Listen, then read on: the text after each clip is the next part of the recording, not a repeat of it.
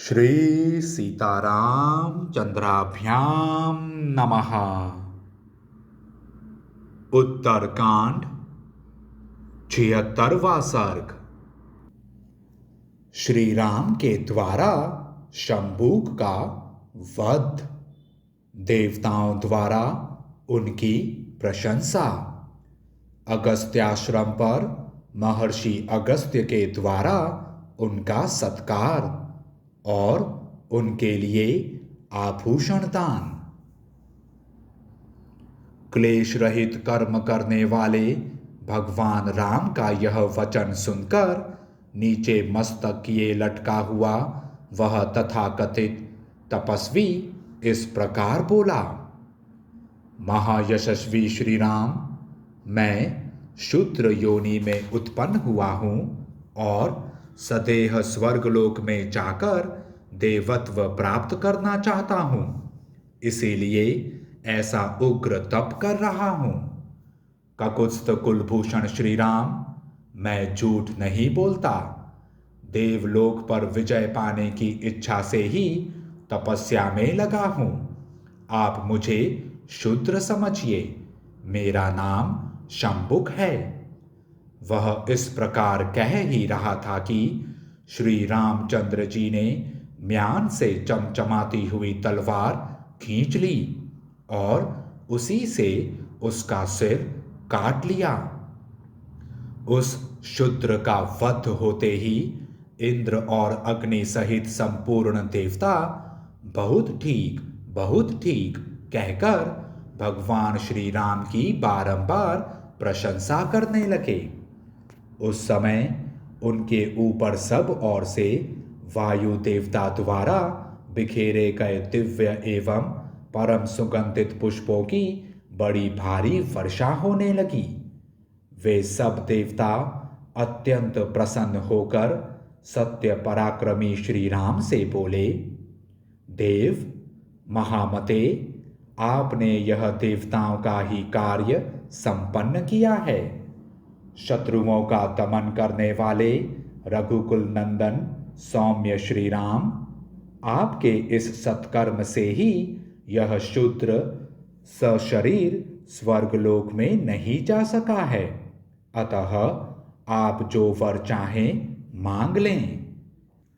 देवताओं का यह वचन सुनकर सत्य पराक्रमी श्री राम ने दोनों हाथ जोड़ सहस्त्र नेत्रधारी देवराज इंद्र से कहा, यदि देवता मुझ पर प्रसन्न हैं तो वह ब्राह्मण पुत्र जीवित हो जाए। यही मेरे लिए सबसे उत्तम और अभीष्ट वर है। देवता लोग मुझे यही वर दें। मेरे ही किसी अपराध से ब्राह्मण का वह इकलौता बालक असमय में ही काल के काल में चला गया है। मैंने ब्राह्मण के सामने यह प्रतिज्ञा की है कि मैं आपके पुत्र को जीवित कर दूंगा। अतः आप लोगों का कल्याण हो। आप उस ब्राह्मण बालक को जीवित कर दें। मेरी बात को झूठी न करें। श्री रघुनाथ जी की यह बात सुनकर वे विबुध शिरोमणि देवता उनसे प्रसन्नतापूर्वक बोले, ककुत्स्थ कुलभूषण, आप संतुष्ट हों। वह बालक आज फिर जीवित हो गया और अपने भाई बंधुओं से जा मिला। काकुत्स्थ, आपने जिस मुहूर्त में इस शूद्र को धराशायी किया है, उसी मुहूर्त में वह बालक जी उठा है। नरश्रेष्ठ, आपका कल्याण हो, भला हो। अब हम अगस्त्याश्रम को जा रहे हैं। रघुनंदन, हम महर्षि अगस्त्य का दर्शन करना चाहते हैं। उन्हें जलशय्या लिए पूरे 12 वर्ष बीत चुके हैं।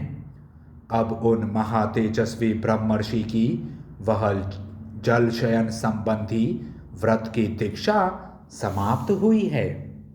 रघुनंदन, इसलिए हम लोग उन महर्षि का अभिनंदन करने के लिए जाएंगे। आपका कल्याण हो। आप भी उन मुनि श्रेष्ठ का दर्शन करने के लिए चलिए। तब बहुत अच्छा कहकर रघुकुल नंदन श्री राम देवताओं के सामने वहां जाने की प्रतिज्ञा करके उस सुवर्ण भूषित पुष्पक विमान पर चढ़े। तत्पश्चात देवता बहुसंख्यक विमानों पर आरूढ़ हो वहां से प्रस्थित हुए।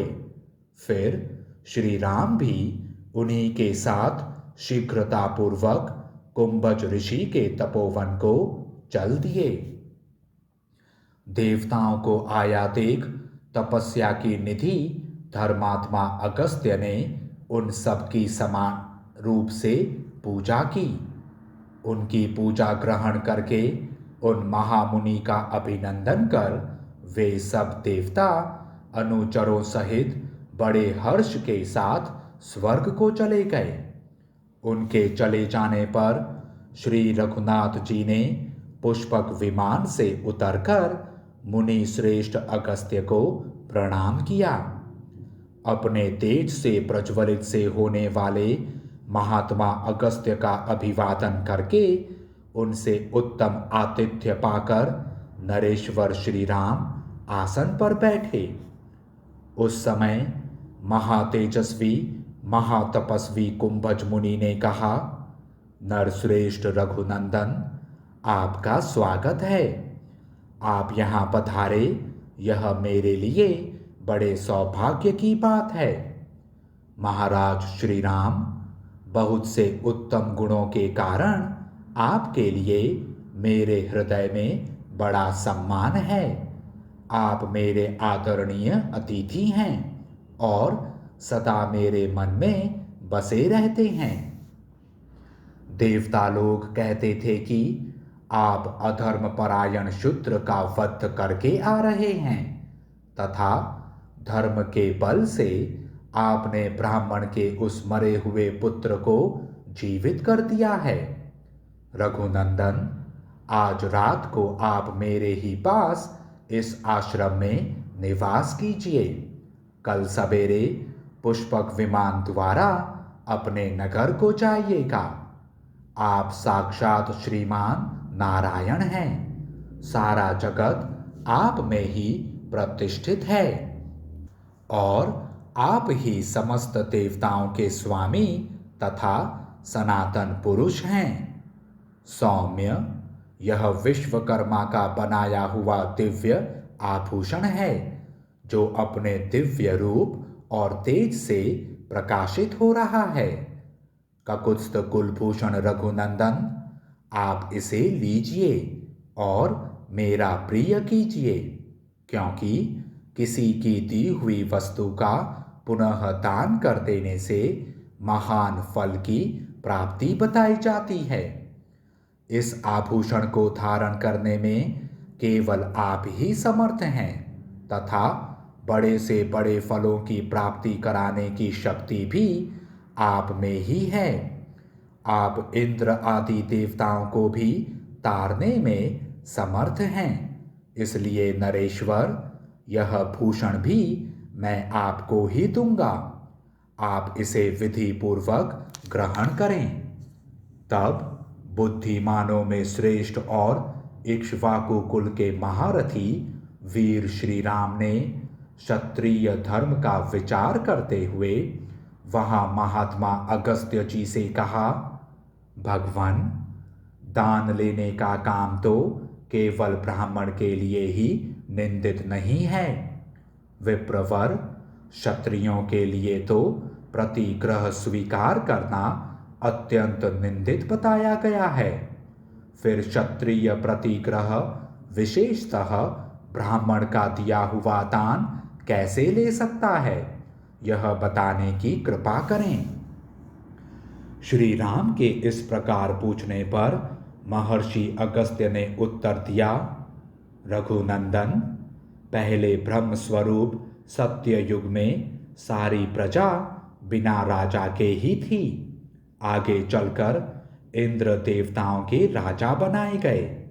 तब सारी प्रजाएं देव देवेश्वर ब्रह्मा जी के पास राजा के लिए गईं और बोली, देव, आपने इंद्र को देवताओं के राजा के पद पर स्थापित किया है।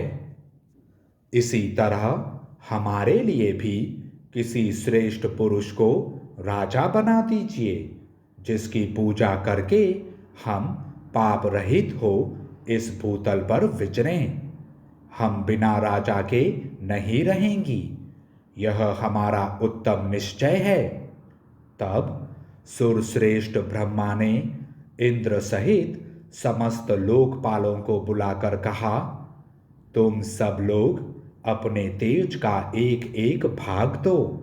तब समस्त लोकपालों ने अपने अपने तेज का भाग अर्पित किया। उसी समय ब्रह्मा जी को छींक आई, जिससे शूप नामक राजा उत्पन्न हुआ। ब्रह्मा जी ने उस राजा को लोकपालों के दिए हुए तेज के उन सभी भागों से संयुक्त कर दिया।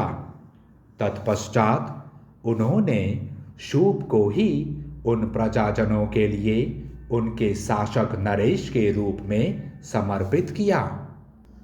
शूप ने वहां राजा होकर इंद्र के दिए हुए तेजो भाग से पृथ्वी का शासन किया। वरुण के तेजो भाग से वे भूपाल प्रजा के शरीर का पोषण करने लगे। कुबेर के तेजो भाग से उन्होंने उन्हें धनपति की आभा प्रदान की, तथा उनमें जो यमराज का तेजो भाग था उससे वे प्रजाजनों को अपराध करने पर दंड देते थे। नरश्रेष्ठ रघुनंदन, आप भी राजा होने के कारण सभी लोकपालों के तेज से संपन्न हैं। अतः प्रभु, इंद्र संबंधी तेजो भाग के द्वारा आप मेरे उद्धार के लिए यह आभूषण ग्रहण कीजिए, आपका भला हो। तब भगवान श्री राम उन महात्मा मुनि के दिए हुए उस सूर्य के समान दीप्तिमान, दिव्य, विचित्र एवं उत्तम आभूषण को ग्रहण करके उसकी उपलब्धि के विषय में पूछने लगे। महायशस्वी मुने, यह अत्यंत अद्भुत तथा दिव्य आकार से युक्त आभूषण आपको कैसे प्राप्त हुआ, अथवा इसे कौन कहां से ले आया? ब्राह्मण, मैं कौतूहलवश ये बातें आपसे पूछ रहा हूं, क्योंकि आप बहुत से आश्चर्यों की उत्तम निधि हैं। ककुत्स्थ कुलभूषण श्री राम के इस प्रकार पूछने पर मुनिवर अगस्त्य ने कहा, श्री राम, पूर्व चतुर्युगी के त्रेता युग में जैसा वृत्तांत घटित हुआ था उसे बताता हूं, सुनिए। इस प्रकार श्री वाल्मीकि निर्मित आर्ष रामायण आदि काव्य के उत्तर कांड में 76वां सर्ग पूरा हुआ। जय श्री राम।